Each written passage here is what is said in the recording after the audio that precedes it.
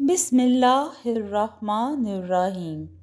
अस्सलामुअलैकुम दोस्तों, आज मैं आपके लिए एक बहुत ही खौफनाक कहानी लेके आई हूँ जो कि सच पर मबनी है, यानी कि किसी की ज़िंदगी पे बीती हुई एक सच्ची कहानी है।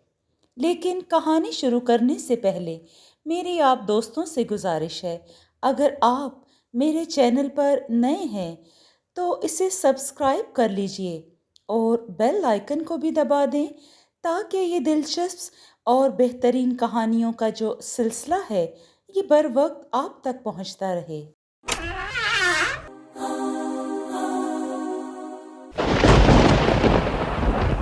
ये दो दोस्तों की कहानी है। सुहेल और फैसल, इन दोनों का ताल्लुक कोयटा से है। इन्होंने छुट्टियों में घूमने फिरने का इरादा किया। सैर तफरी के लिए इन्होंने कश्मीर जाने का इरादा किया। घर वालों से इजाज़त लेने के बाद इन्होंने अपना सारा सामान पैक किया और सफ़र के लिए चल पड़े। होटल पहले से ही बुक किया हुआ था। फैसल कहते हैं कि होटल बुक होने की वजह से हम सीधा अपने कमरे में चले गए। 2 घंटे रेस्ट करने के बाद शाम तकरीबन 7 बजे घूमने के इरादे से होटल के कमरे से बाहर निकले। हमारा होटल जो कि पहाड़ी पर था, टेरेस पर खड़े होने पर हमने पूरे जगह का जायज़ा लिया। बहुत ही खूबसूरत व्यू था। कश्मीर जो कि एक बुलंदो बाला इलाका है, अपनी खूबसूरती में अपनी मिसाल आप है। हमने वहाँ की मशहूर जगहों के बारे में सुन रखा था जिसकी सैर तफरी के लिए हम निकले थे। स्ट्रीट फूड खाने और गेम्स और एंजॉय के बाद रात 1 बजे तकरीबन दोनों दोस्त वापस अपने कमरे में आए। सब कुछ ठीक ठाक चल रहा था। रात को पुरसुकून सोए। सुबह देखा तो अचानक मेरे दोस्त की तबीयत ख़राब हो चुकी थी। फैसल को ठंड लग चुकी थी। पास ही मेडिकल स्टोर से मैं मेडिसिन ले आया और उसको नाश्ते के बाद दवाई दी और मुझसे कहा, यार अपनी तबीयत तो ख़राब हुई, तेरा भी मज़ा ख़राब किया। आज मैं घूमने नहीं आ सकूँगा। चल यार, तू आज अकेले ही चले जा। कोई बात नहीं यार, तुम एंजॉय करो, आज का दिन रेस्ट करूँगा। अभी तो हमारे 3-4 दिन बाकी हैं, फिर हम इकट्ठे निकलेंगे। हमारे बाकी 3 दोस्तों ने भी आना था जिन्हें मैंने मुंतखब जगह का बता दिया था और ये कहा कि तुम लोग मुझसे वहीं मिलो, मैं उधर ही जा रहा हूँ, और दूसरे की तबीयत के बारे में भी आगाह कर दिया। असल में उस दिन हमारा इरादा हाइकिंग का था। सर्दियों में बर्फबारी अपनी शिद्दत पर होती है और पहाड़ों पर बर्फ जमी होती है। हाइकिंग का तो अपना ही मज़ा है। मैंने फिर फैसल के बगैर ही सैर तफरी का प्रोग्राम बनाया और फिर निकल पड़ा। मैंने सोचा क्यों ना थोड़ा पैदल ही सफ़र किया जाए, फिर बाद में गाड़ी पिक करूँगा।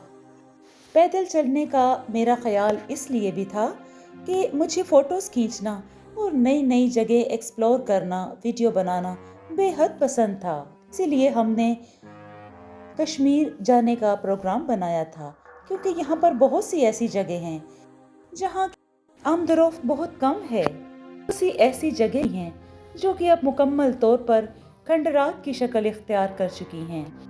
कुछ देर पैदल चलने के बाद मैंने एक गाड़ी किराए पर ली और मतलूबा जगह जाने का कहा। मेरे बाकी दोस्त भी वहाँ पहुँच चुके थे और एंजॉय कर रहे थे और मैं अपना कैमरा लिए अलग घूम रहा था क्योंकि मुझे कुछ वीडियोस बनाना थी। चलते चलते मैं थक गया और फिर कुछ देर सस्ताने के लिए बाउंड्री लाइन पर बैठ गया। फिर मैं इर्द गिर्द के मनाजिर और बुलंदो बाला पहाड़ों की तस्वीरें खींचने लगा। कुछ ही देर गुजरी होगी कि एक बुजुर्ग लाठी पकड़े हुए मेरे करीब आके बैठ गए। बुजुर्ग मुझे तिरछी नज़रों से देख रहे थे, लेकिन मैंने ज़्यादा ध्यान नहीं दिया और अपनी फ़ोटोज़ को क्लिक करने में मसरूफ़ रहा। कुछ देर के बाद वो बाबा ऐन मेरे सामने खड़े हो गए और स्माइल करने लगे। उनके चेहरे पर मुस्कुराहट थी, भरपूर मुस्कुराहट। मुझसे रहा न गया। फिर मैंने कहा, बाबा खैरियत तो है? آپ کون ہیں؟ کوئی مسئلہ ہے؟ تو بابا کہنے لگے، تم اپنے دوست کو ہوٹل میں اکیلا چھوڑ آئے ہو؟ کیوں؟ کیوں چھوڑ آئے ہو اس کو اکیلا؟ میں ایک دم سے شاک تھا، کیونکہ یہ بات تو صرف ہم جانتے تھے کہ ہمارا ایک دوست ہوٹل میں موجود طبیعت خرابی کی وجہ سے نہیں آ سکا۔ پھر ان بابا کو کیسے علم ہو گیا؟ تو ان بزرگ بابا سے میں نے پوچھا، بابا آپ یہ بات کیسے جانتے ہیں؟ اس نے میری بات کا کوئی جواب نہیں دیا اور اپنی لال انگارہ آنکھوں سے میری ہتھیلی پکڑ کر میرے ہاتھ کی لکیروں پر انگلیاں پھیرنے لگا، اور میرے ہاتھ کو دیکھتے ہوئے انہوں نے میری جگہ علاقے کا بتایا کہ تم فلاں جگہ سے آئے ہو۔ میں خوف سے چند قدم پیچھے ہٹ گیا۔ وہ بابا میری طرف بڑھا اور میرے کان کے قریب آ کر مجھے کہنے لگا، تمہارا دوست کچھ ہی دنوں کا مہمان ہے، اب بس وہ اس کو کھا جائے گی۔ جتنے دن اپنے دوست کے ساتھ گزارنے ہیں گزار لو، اچھا وقت گزارو اس کے ساتھ، کیونکہ وہ اس کو کھا جائے گی۔ کون کھا جائے گی بابا؟ میں نے گڑبڑاتے ہوئے خوف زدہ لہجے میں پوچھا۔ اس کی بات سن کر مجھے یوں لگا کہ یہ شاید کوئی پاگل انسان ہے جو ایسی فضول باتیں کر رہا ہے، پھر اس سے کبھی ملاقات نہیں ہو پائے گی۔ بابا نے ایک اور جملہ بلند آواز میں کہا، بابا کیوں دماغ خراب کرتے ہو میرا؟ جاؤ اپنا کام کرو۔ میں غصے میں جھنجھلا کر بولا، کیونکہ مجھے اس بات کا یقین نہیں آ رہا تھا۔ ظاہر ہے سیر و تفریح کے لیے دوست اکٹھے ہو کر آتے ہیں، تو یقیناً اس بابے نے بھی اسی بات سے اندازہ لگایا ہوگا۔ ابھی میں کچھ ہی دور گیا تھا کہ میں نے پیچھے مڑ کر دیکھا تو وہ بابا نہیں تھا، جبکہ مجھے چلتے ہوئے کچھ ہی سیکنڈ گزرے تھے۔ وہ روڈ بھی جہاں پر میں بیٹھا تھا بالکل سیدھی تھی اور دور تک نظر آتی تھی، لیکن پھر بابا اچانک کہاں غائب ہو گیا۔ یہ دیکھنے کے بعد میں تیزی سے اپنے باقی دوستوں کے پاس چلا گیا اور میں نے اپنی ویکیشنز کو بھی انجوائے نہیں کر پایا۔ 4-5 دن کے بعد ہماری واپسی تھی۔ میں کسی سے بھی ٹھیک طرح سے بات نہ کر سکا۔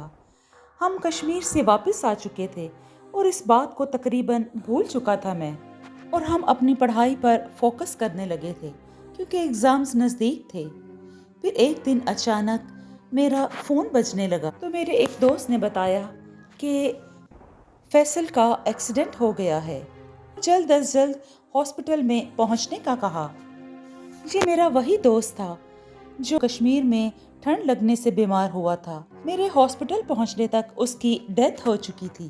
وہ اپنے گھر کی 3ری منزل پر تھا کہ وہاں سے چکرا کر خدا جانے کیسے گر گیا۔ ڈاکٹرز کا کہنا تھا کہ دماغ پر گہری چوٹ آنے کی وجہ سے اس کی ڈیتھ ہوئی ہے۔ یہ بات سننے کے بعد میں تقریباً سکتے میں تھا۔ مجھے اس بابا کی یاد آ گئی جو کہہ رہا تھا وہ تمہارے دوست کو کھا جائے گی، چند دن ہے تمہارے پاس، اس کے ساتھ جتنا ٹائم گزارنا ہے گزار لو۔ تمہارا دوست بس کچھ دنوں کا مہمان ہے، اس کی عادت ہی اس کو کھا جائے گی۔ اس کو نشہ کرنے کی عادت تھی اور یہ بات صرف میں جانتا تھا، باقی دوست نہیں جانتے تھے، اور بڑی دفعہ اس کو سمجھایا تھا کہ اپنی اس عادت کو چھوڑ دو، لیکن وہ باز نہیں آتا تھا۔ یار بس ایسے ہی تھوڑا سا کرتا ہوں۔ وہ بابا سچ کہتا تھا کہ وہ اس کو مار دے گی۔ اس کی نشے کی لت نے ہی شاید اس کو مار دیا، اور شاید وہ نشے کی حالت میں ہی تھا جو اوپر سے نیچے گرا۔ لیکن وہ بابا کون تھا؟ فیصل کی موت کے بعد میری طبیعت بھی خراب رہنے لگی تھی۔ مجھے عجیب و غریب ڈراؤنے خواب آتے، میں اپنی پڑھائی پر بھی توجہ نہیں دے پاتا تھا، اور کھانا کھانا بھی میرے لیے بہت مشکل ہو رہا تھا۔ بہت تھوڑا سا کھا کے مجھے بیزاری ہوتی اور کبھی ابکائیاں آنے لگتی۔ میری والدہ مجھے قریبی مسجد کے پیش امام کے پاس لے گئیں اور انہیں میری صورتحال بتاتے ہوئے دم کرنے کا کہا، اور امام صاحب نے مجھے پانی پر دم کر کے پینے کو کہا اور تعویذ لکھ کر دیا اور کہا کہ جب ڈر لگے تو اس تعویذ کو پکڑ کر اپنے دل پہ رکھنا اور اللہ کا ورد شروع کر دینا۔ ڈر اور خوف اپنے آپ جاتا رہے گا۔ دم کیا ہوا پانی پینے سے مجھے بہت سکون ملا۔ جب بھی مجھے ڈر یا خوف محسوس ہوتا، برے خیالات آتے یا اس بابے کا چہرہ نظر میں آتا تو میں فوراً سے اس تعویذ کو اپنے دل والی جگہ پر لگا کر اللہ کا ورد کرتا۔ یہ کیفیت بہت حد تک بہتر ہو جاتی۔ اس واقعے کو 3 سال گزر چکے ہیں۔ 3 سال گزرنے کے بعد بھی میں اپنے دوست کو نہیں بھلا پایا اور نہ اس بوڑھے شخص کو بھول پایا جس نے مجھے اپنے دوست کے بارے میں بتایا تھا۔ اس کی لال اور سرخ انگارہ آنکھیں آج بھی مجھے خوفزدہ کر دیتی ہیں۔ دوستو، یہ ایک سچی داستان ہے، میرے اور میرے دوست کے ساتھ پیش آئی، اور اس کے بعد سے میں نے ہمیشہ کے لیے سیر و تفریح کے لیے دور دراز کے پہاڑی مقامات پر جانے سے توبہ کر لی۔ جی دوستو، آپ کو یہ کہانی کیسی لگی؟ اگر آپ کو یہ کہانی پسند آئی ہے تو اس کو لائک اور شیئر کیجیے اور کمنٹ میں اپنی رائے کا اظہار ضرور دیں۔ خوش رہیں، اپنا اور اپنوں کا بہت سا خیال رکھیں۔ شکریہ۔